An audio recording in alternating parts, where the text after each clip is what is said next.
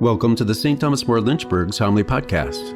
We join Father John Christian as he brings his insight and application to the readings for the third Sunday in Ordinary Time.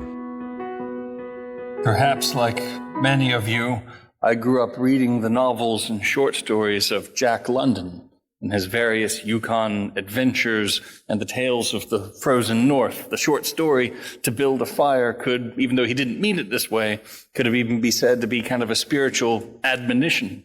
And one of the recurring things, of course, when you read Call of the Wild or White Fang or any of the other well-known stories of Jack London and these tales of the frozen north, is the importance of fire, right? So when they're on the trail there, the dog sled, going up to Yellowknife to take the medicine, or whatever the story might be, there's always that important part in the story where night falls and they have to build a fire and keep the various wolves at bay and keep frostbite at bay and all of that. The importance of fire can't be overstated in the lives of human beings, because what we're talking about, of course, is light and warmth.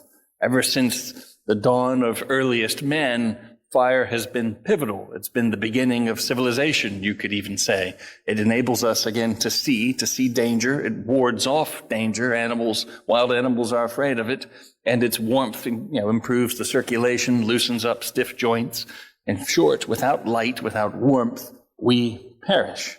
And so we can carry this imagery over to what our Lord tells us in the gospel, hearkening back to the prophet Isaiah, that Jesus is the light of the world. The people that were in darkness have seen a great light. That's, to a certain extent, us. God illuminates the world. God entering into our history has brought that light and warmth, whereby everything is illuminated. The dangers are highlighted, and warmth is restored to the soul of mortally wounded humanity. God entered into our lives in that way. And so we see that with that call of James and John. As Christ, the light of the world, illuminates all things, he calls these men, just as he calls us to himself, to our vocation, to our mission. And so our duty then as Christians is to ask ourselves, and we do know that God calls us to something. That something, first and foremost, of course, is always holiness. Then there may be specific vocations within, but that universal call is that call to holiness, which is nothing less than, of course, call to relationship with him. He who is the light of the world, the light that illuminates the soul, that illuminates the conscience, that illuminates all things and sustains us. And so we have to ask ourselves, how do I respond to that call? Do I say yes? Or do I say no? Or do I say maybe, but later? And so it's worthwhile for us as Christians to dwell on that.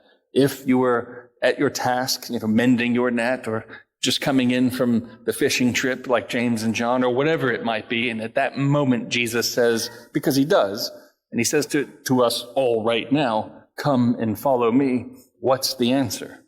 In this instance, we can certainly say yes, for here we are in church, gathered around to be where he is present to us, body, blood, soul, and divinity, and in his word. But it's always still, again, important for us to reflect on and recall, what is my response to what it is that God calls me to?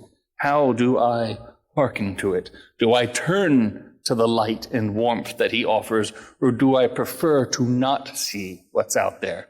There's that old silly expression, ignorance is bliss. It's not, it's just ignorance. And so just because we don't see something, it doesn't mean it's not there.